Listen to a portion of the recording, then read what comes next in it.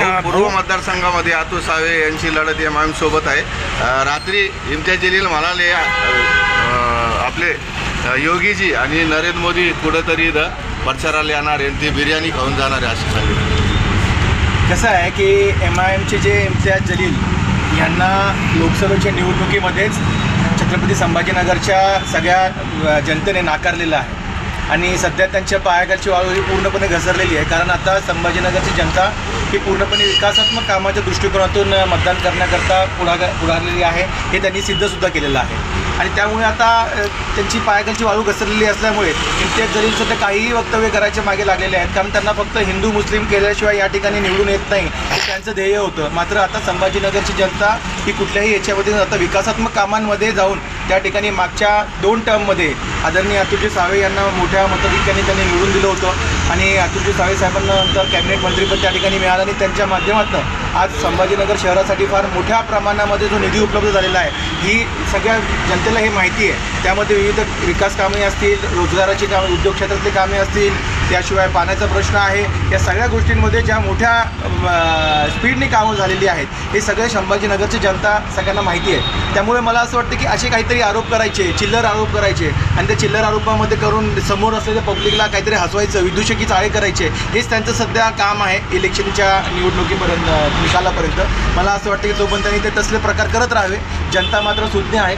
मोठ्या मताधिक्याने या ठिकाणचे महायुतीचे आमचे उमेदवार आदरणीय अतुलजी सावे साहेब हे निवडून येणार आहे. सर आज पण असा आरोप केला का जेवढे मुस्लिम उमेदवार उभे आहेत ते भारतीय जनता पार्टीने उभे केलेले असतात? कसं आहे त्यांना असं वाटतं की तेच एकटे मुस्लिम नेते आहेत असं त्यांना मला असं वाटतं की भावना त्यांच्यामध्ये जागृत झालेली आहे. त्यामुळे त्यांना कुणीही इतर मुस्लिम उमेदवार जर उभा राहिला तर त्यांना असं वाटतं की त्याला कुणीतरी पैसे दिलेले आहेत. मला असं वाटतं की ह्याच्यामध्ये सगळ्यात मोठं त्यांनी स्वतःचं आत्मचिंतन हे केलं पाहिजे की मुस्लिम समाजामध्ये आज फार मोठ्या याच्यामध्ये विकासात्मक दृष्टिकोनातून सुद्धा काम करणाऱ्या व्यक्तीला पुढे येऊ द्यावं ही जी भावना निर्माण झालेली आहे मला असं वाटतं त्याच्यामुळे हा त्यांचा ह्या सगळ्यातला त्यांची नाही आहे.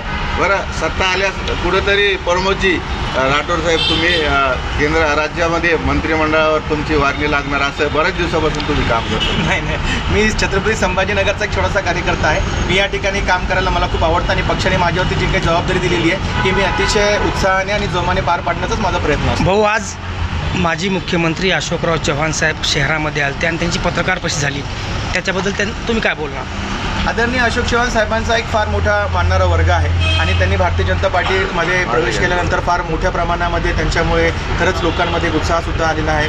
विशेषतः ज्या पद्धतीने ते विविध प्रश्नांवर त्यांची मांडणी असते त्या सगळ्या गोष्टींमध्ये त्यांनी चांगल्या पद्धतीने पुढाकार घेतलेला आहे आणि ह्या याच्यामध्ये आज संभाजीनगर शहरामध्ये येऊन त्यांनी प्रेस कॉन्फरन्स घेतली. मला असं वाटतं नक्कीच महायुतीमध्ये उमेदवारांसाठी ही फार मोठी गोष्ट आहे आणि मतदारांनासुद्धा त्यांचे विचार, त्यांच्या भावना लोकांपर्यंत जेव्हा पोहोचतील तर मला असं वाटतं सगळ्यांनासुद्धा या गोष्टीचा आनंदच होईल. शेवटचा प्रश्न असा आहे, पश्चिम मतदारसंघातून राजेश शिंदे तुमच्याच पक्षात होते, आता ते उद्धव ठाकरे गटामध्ये गेले, कशी लढत असणार ते?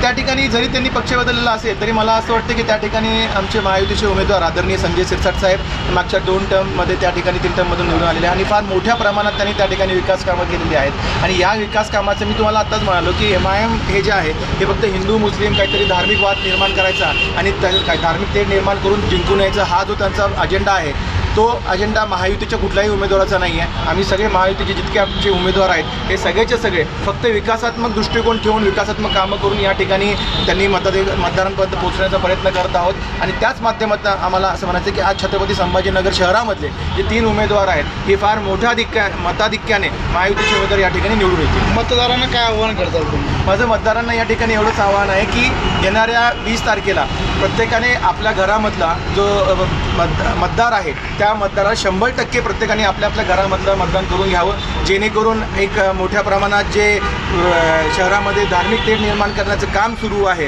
काही लोक कालसुद्धा कुठूनतरी हैदराबादवरनं आले आणि या ठिकाणी काही विचित्र प्रकारची भाषणं करून गेलेत. मला असं वाटतं की बाहेरचा माणूस इथे येऊन आपल्याला शिकून जातो याच्यापेक्षा आपल्या सर्व मतदारांनी माझ्या मतदार बंधू भगिनींनी एकत्र येऊन मोठ्या मताधिक्याने घरातल्या सर्व लोकांनी मतदान करावं आणि 20 तारखेला मतदान करून आपल्या या ठिकाणी छत्रपती संभाजीनगर शहरावरती भगवा झेंडा फडकावा आणि विधानसभेवर सुद्धा महायुतीला निवडून देऊन भगवा झेंडा फडकावा. भाऊ, दीपावली आणि इलेक्शन एकाच टाईम आले तर दीपावलीनिमित्त आपल्या भागातील मतदारांना तुम्ही काय सांगणार? दीपावलीनिमित्त आज खरंच म्हणजे खूप चांगला योग आहे की दीपावलीच्या निमित्ताने निवडणुका आणि हे एकत्र आलेले आहेत. बऱ्याच मंडळी जी बाहेरगावी गेलेली आहे ते सुद्धा या ठिकाणी आलेली आहेत. आणि माझं तर सगळ्या मतदारांना आवाहन आहे की जसं दिवाळीसाठी आपण एकत्र येतो तसं आपण 5 वर्षातनं एकदा मतदानाच्या दिवशी संपूर्ण परिवारांनी एकत्र आलं पाहिजे आणि एकत्र पद्धतीने येऊन त्या ठिकाणी मतदान केलं पाहिजे. बरेचसे आपल्या घरातले सदस्य हे बाहेरगावी असतात, पण तसंच हा सुद्धा एक आपला लोकशाहीचा फार मोठा सण आहे. आणि या सणामध्ये सुद्धा जर आपण घरातले सगळे सदस्य एकत्र झालो आणि मतदानाला जर एकत्र गेलो